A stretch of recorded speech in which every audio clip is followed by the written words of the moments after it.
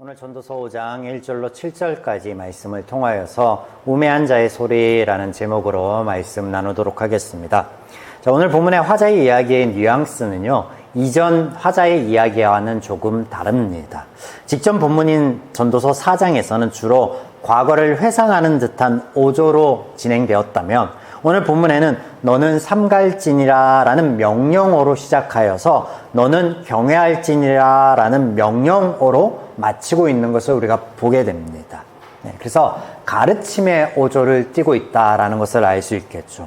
이런 화자의 오조를 통해서 그가 인생의 허물을 극복하는 대안으로 오늘 본문에 등장하고 있는 것이 무엇이냐면 바로 그 결론부에 등장하는 신을 경외할지니라. 신을 경외함으로 인생의 허물을 탄식을 극복할 수 있다라고 얘기하고 있는 거예요. 이것을 가르침의 어조를 통해서 권고하고 있다라고 보면 되겠습니다. 첫 시간 설명드렸듯 전도서에서 하나님이라고 번역되고 있는 단어들은 일반 명사로서 구별되어야 된다. 제가 말씀을 드렸습니다. 하나님에 대한 이 하나님의 호칭에 대한 히브리어의 단어는 두 가지 있습니다. 엘로힘이라는 단어와 야훼라는 단어가 있는데 여호와라고 번역되고 있는 우리말 성경에 이게 이제 야훼라는 단어인데 하나님께서 하나님 당신을 호칭할 때나 하나님의 말씀을 직접적으로 또 누군가를 통해서 전달하고 가르칠 때 또 하나님에 대한 온전한 고백으로 등장할 때는 분명히 이 야훼라는 단어가 같이 등장합니다. 그런데 그렇지 않고 엘로힘이라고만 등장하고 있을 때는요, 온전하신 하나님에 대한 고백이 아니라 죄인의 죄적 가치관 안에서 그 부족함 안에서 하나님을 고백할 때, 온전치 못할 때, 혹은 이방인들이 자신들이 섬기는 신에 대하여 혹은 어떤 영적인 존재에 대해서 고백할 때 이 단어들이 등장하고 있거든요. 그래서 구분해야 되는데 전도서 첫 시간에 이 전도서에는 야훼라는 단어가 전혀 등장하지 않는다라고 하였습니다. 화자로 여겨지는 솔로몬이 하나님 향해 기도하고 고백하였을 때 그의 왕정 초기 때는 이 단어가 등장하였지만 등장하지 않다라는 거예요. 그래서 제가 때문에 오늘 본문에 등장하는 이 하나님이라는 번역된 단어도 그냥 신으로 바꿔 말씀드리겠습니다. 이유에 대해서는 제가 충분히 설명을 드렸습니다. 그래서 신을 경외함으로 인생의 허물을 극복하라라는 이 화자의 논점이 그의 권고가 오늘 말씀의 제목처럼 우매한 자의 소리일 수밖에 없음을 저와 함께 살펴보도록 하겠습니다. 자, 벽을 쌓지 말고 좀 들어주시면 좋을 텐데 왜냐하면 우리에게 하나님을 경외하는 삶, 하나님을 경외하는 게 인생의 근본이다라고 하는 어떤 이런 류의 고백들이 너무나 자연스럽고 당연한 것처럼 여겨지고 있기 때문이죠. 하나님의 자녀된 우리는 모두 하나님을 경외하는 삶을 살아가고 있다라고 말씀드릴 수 있겠습니다. 그렇죠. 그렇다면 이런 우리의 신앙생활 가운데, 삶 가운데 신앙생활의 이런 삶이 앞서 화자가 언급하였던 것처럼인가 되짚어 볼 때 우리 안에 이웃에게 시기받는 일과 비방받는 일이 전혀 없는가? 혹은 그 안에 온전한 낙과 평안을 누리고 있는가라고 질문하여 본다면 그렇지 않다라는 거예요. 그렇지 않다라는 거예요. 화자가 이것을 위해서 하나님 경외라는 것을, 신을 경외함이라는 것을 들고 있는데 그렇게 삶을 살아가고 있는 우리 삶을 돌아봤을 때 그렇지 않은 경우가 있다라는 거예요. 그러면 이건 진실이 아니겠죠. 진리는 변하지 않은 것이 진리고 진실이니까. 그래서 말씀을 드리는 거예요. 자, 화자의 말과 같지 않다라는 거예요. 전도서 3장 14절에도 이렇게 화자가 오늘 언급한 것처럼 경외라는 말이 등장하고 있거든요. 근데 이때는 그 3장에서는 우리가 하나님의 섭리, 주권이 무엇인가, 그리고 이것이 우리의 삶 가운데 어떻게 이루어지고 있는가를 중점적으로 살펴보았기 때문에 이 경외라는 부분은 보지 않았어요. 그런데 우리가 다른 강의 시간들 속에서는 이미 경외가 무엇인지 본 적이 있습니다. 하지만 오늘 한 번 더 좀 살펴보도록 하겠습니다. 3장 14절에 이렇게 화자가 이야기합니다.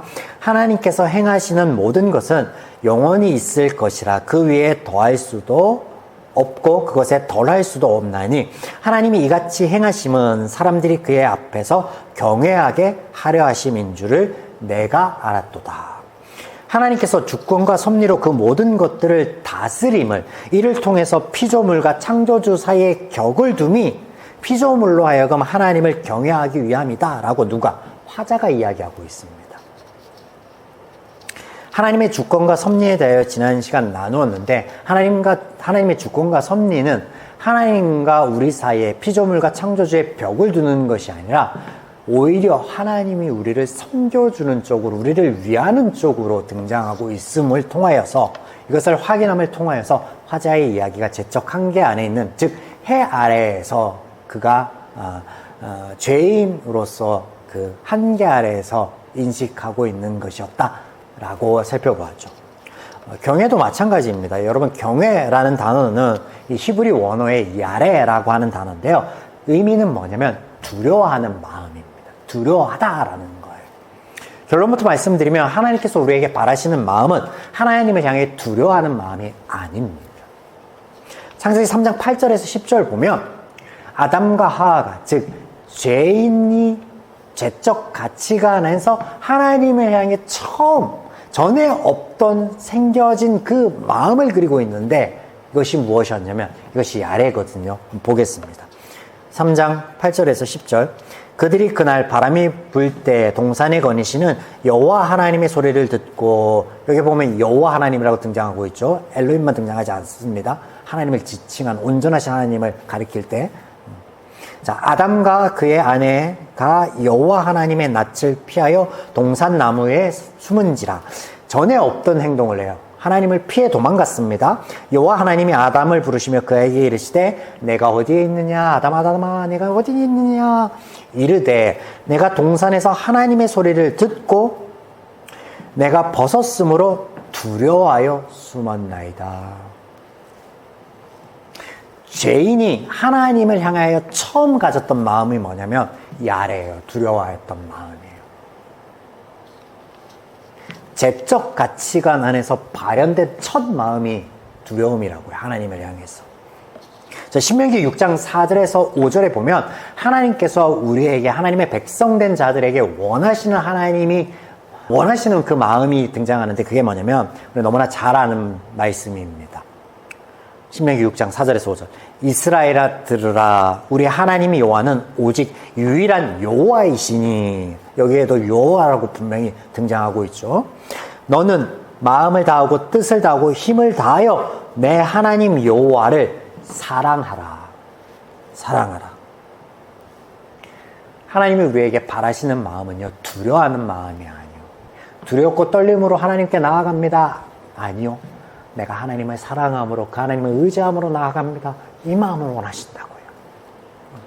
사랑은요, 원어로 아하브라는 단어이거든요.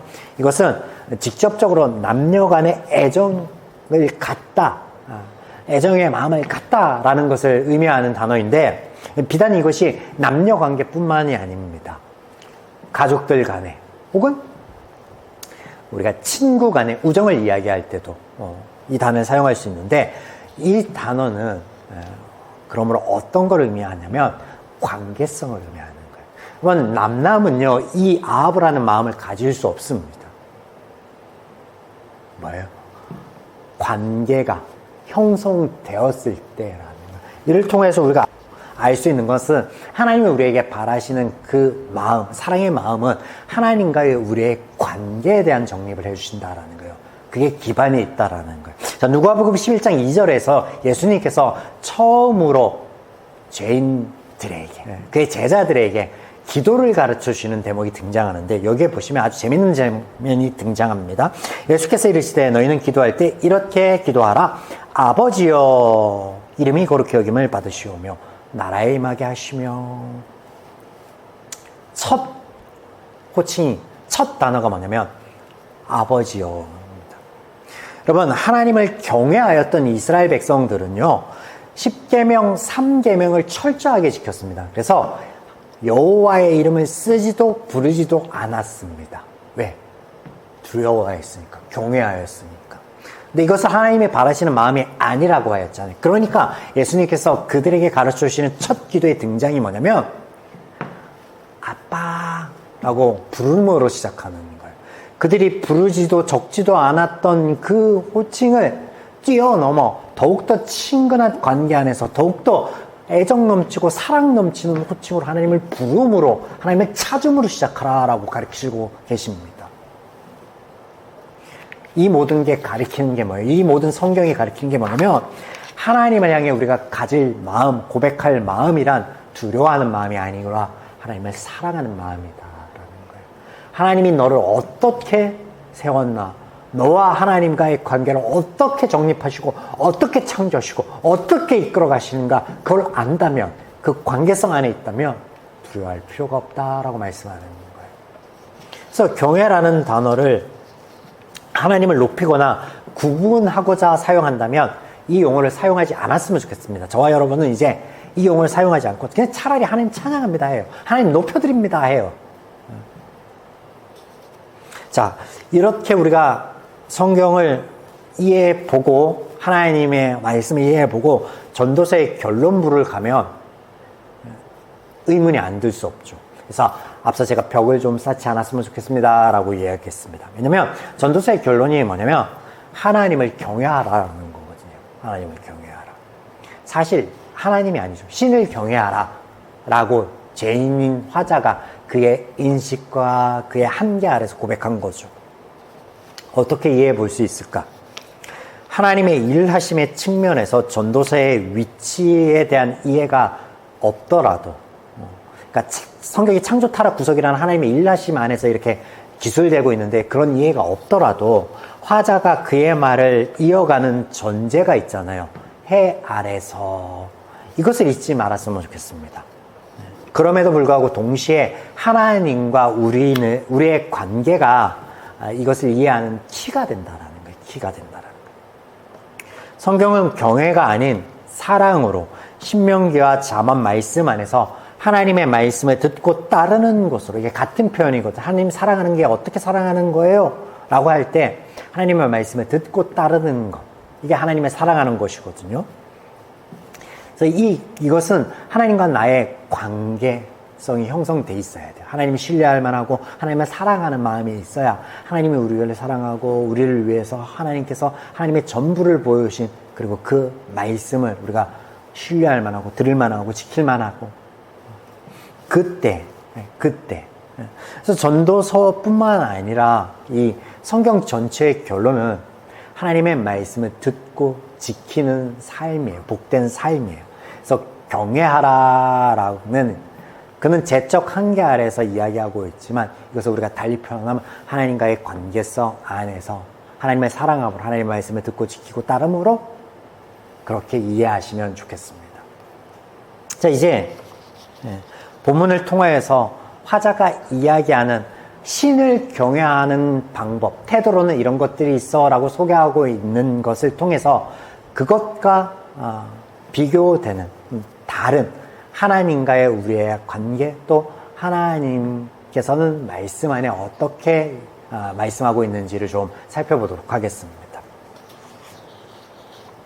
1절, 너는 하나님의 집에 들어갈 때 내 발을 삼갈지라 가까이 하여 말씀을 듣는 것이 우매한 자들이 제물을 드리는 것보다 나으니 그들은 악을 행하면서도 깨닫지 못함이니라.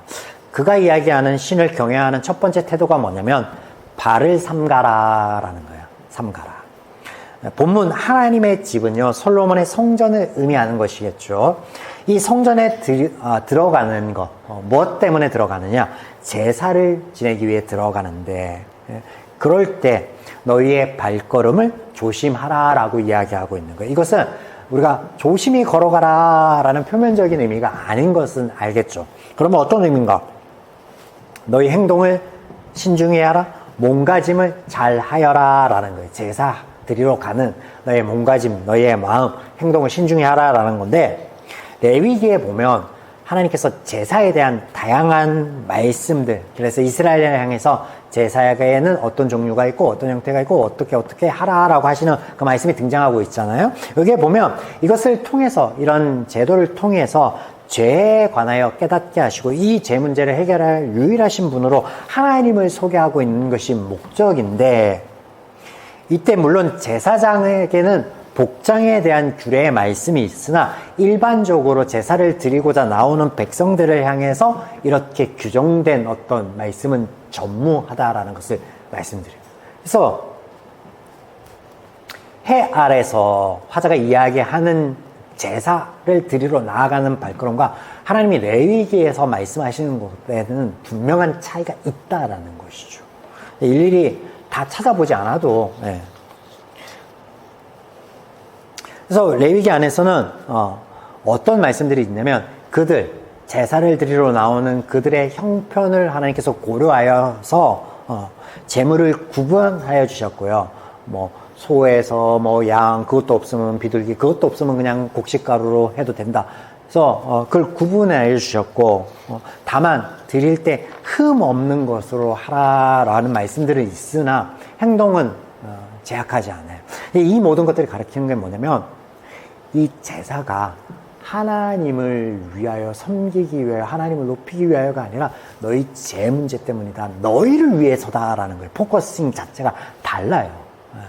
그래서 이 해 아래에서 신을 경외하는 것, 그래서 제사 드리러 나오는 너희 몸가짐을, 너희의 어떤 마음가짐을 새롭게 하라라고 하는 것은 해 아래에서, 하나님은 그렇게 얘기하지 않았어요. 이것이 너희를 위함이니, 신을 섬기고자 함이 아니라 너희를 위함이니, 접근 자체가 다르다는 거예요. 그러면 무엇입니까? 너희를 위한 거니까 하나님 앞에 나아가는 것 그 자체가 중요한 것이죠. 그 자체가 중요한 것이지, 양복을 빼입고 나아가는 거, 슬리퍼 신고 가면 안 돼? 그런 거는 니들 생각이지. 니들 생각이지. 하나님은 하나님을 찾고 하나님을 사랑하고자 하는, 하나님의 음성을 듣고자 하는 모든 그 발걸음들을 어떻게 사랑하시고 귀하게 여기신다고 말씀하시지 않습니까? 아담과 하와가 하나님께 나아가지 못했던 이유 중에 하나가 뭐냐면, 우리가 벗었으므로 부끄러워하여 숨었습니다. 우리가 의복을 갖춰 입고 하나님께 나아갑니다 라고 하잖아요. 이 얘기나 솔로몬의 얘기가 다르지 않다는 거죠. 두 번째, 신을 경외하는 태도로 이야기하고 있는 것은 말씀을 듣는 것인데, 이것은 조금 설명이 필요한데요. 이스라엘의 성전 제사에서 제사 외적으로 하는 것이 있었는데, 그게 뭐냐면 그 율법을 낭독하고 그것을 백성들이 듣는 행위예요. 그래서 제물을 드림으로 제사를 지내는 것보다 이런 율법을 낭독할 때 듣는 것이 낫다라고 화자가 이야기하고 있잖아요.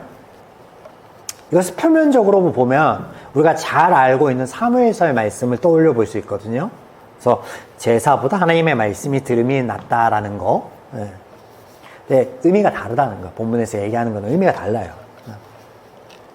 자, 여기에 보면 우매자들이 드리는 제물, 그리고 제사라고 하는 이 대목들의 원어를 좀 보시면, 제사는 희생 제물을 의미하는 건데, 이 희생 제물 중에 화목제를 의미하는 단어인데, 이 화목제는요 온전히 태워드리는 게 아니라 그 일부 남은 것들을요 그 드리는 자가 가져가서 그것을 먹게끔 하는 그런 제물이에요. 요것을 지칭하는 단어가 사용되었고, 또 드리다라는 이 원어 나탄이라는 단어 자체도 제사를 드린다라는 그런 의미의 단어 자체가 아니에요. 그래서 화자가 무엇을 이야기하고 있냐면, 그 배경을 좀 이해해야 되는데, 뭐냐면 그 제사를 드리고 남은 음식들을 가지고 뭘 했냐면, 이것을 가지고 축제 같은 것들을 벌였던 거예요. 그래서 형식적으로 제사를 드리고 그 남았던 음식들을 가지고 향락을 취하는 어떤 행태를 고발하고 있는 거예요. 그래서 그러지 말고 그거 중요하지 않으니까 하나님 말씀 먼저 들어. 낭독하는 거에 더 집중해. 그렇게 할 바에는 낭독하는 거 듣는 게 더 중요하겠다라고 이야기하는 건데, 사실 레위기에서 하나님께서 말씀하신 제사를 온전히 지내는 것 자체가요 하나님 말씀을 듣는 거예요. 뭐 어떤 차이인지 아시겠어요? 하나님의 말씀하신 그 제사, 그걸 온전히 지키는 것 자체가 하나님 말씀을 듣는 거라고요. 그리고 하나님의 말씀은 낭독되어지는 게 아니에요. 하나님께서 계속 강조하는 게 뭐냐면, 초식 동물이 곱씹듯이 너희가 스스로 하나님의 말씀을 묵상하고 되짚어보고 과연 그런가 의문도 품어 너희가 하라 그러지 누가 이거를 그것 자체가 형식인 거죠. 형식적으로 제사를 드리고 그것에 나오는 음식을 가지고 축제를 벌이는 거나 그걸 낭독하고 그걸 듣는 것을 어떤 정형화된 것 만들어 가지고 하는 것 자체가 그러지 말고 그냥 스스로 가져가서 하나님 말씀을 스스로 가져가서 묵상하고 듣고 지켜. 어떤 차이인지 아시겠죠? 자, 2절에서 3절 보면 시간상 본문을 읽지 않게요. 2절과 3절에서 이야기하는 신을 경외하는 세 번째 태도는 무엇을 등장하냐면 입을 열지 말라라는 말로 등장해요. 입을. 다른 말로 말을 좀 가려서 하라라고. 그러면 신 앞에 나와서 말을 하는 것이 어느 때입니까? 기도 때 떠오르실 수 있죠. 그래서 신을 향해서 기도할 때 경솔한 간구를 금지하는 거예요. 부주의하고 경솔한 말은 사람의 내면을 방영한다라고 할 수 있는데 사람이 내뱉는 모든 말들은 마음을 투영하기 때문이죠. 그래서 그런 마음으로 간구하지 마라라고 금하고 있는데 이것을 또 뭐 복음서에서 예수님께서 중언부언하지 말라라고 말씀하신 것과 매치시킨다면 이 또 틀려요. 상황이 틀립니다. 복음서에서는 하나님께서 너희의 모든 상황을 알고 너희의 모든 간구를 들으신다라는 전제하에서 이것을 얘기하는 것이에요. 여기에서는 하나님이 듣지 않으니 중언부언하지 말라라고 솔로몬은 얘기하고 있는 거예요. 가려서 하라고 정형화된 얘기만 하라라고 하는데 성경에서는요, 하나님께서 사람들의 말을 가려서 들으신 적이 아예 없습니다. 자체가 없습니다. 제가 빠르게 설명드릴게요. 소돔과 고모라에 대한 하나님의 말씀을 들은 후에 아브라함이 하나님께 간구하기를 100명, 50명, 30명 다 들으시잖아요. 다 들으시죠. 그죠? 네. 요수의 간구를 들으시고 해 그림자를 뒤로 물려가시는 것도 들으시죠. 그리고 히스기야의 기도를 들으시고 그의 생명을 연장시키시는 것도 들으시죠. 갈멜살 대결 후에 죽기를 소망하였던 엘리야를 위로하시고 그의 말도 들으시죠. 엘리사가 이야기할 때 들어주시고 죽은 자도 살리시잖아요. 솔로몬이 하나님이 짓지 말라라고 원치 않으시는 성전을 짓고 거기에 대해서 막 기도하면서 이러이러할 때 좀 들어주면 좋겠어요 라고 할 때 내가 들을게. 다 들어주세요. 하나님 다 들어주세요. 그만 그 얘기 하지마 한 적이 없어요. 우리의 모든 간구를 들으십니다. 앞서 이야기한 것처럼 하나님께 나아가는 게 중요하죠. 내가 하나님께 나아갈 수 있을 정도의 하나님을 신뢰하는 마음이 있다는 거, 그 믿음이 있다는 게 중요한 거죠. 하나님 다 들으세요. 우리의 연약함을 아시고 우리의 부족함을 이미 아세요.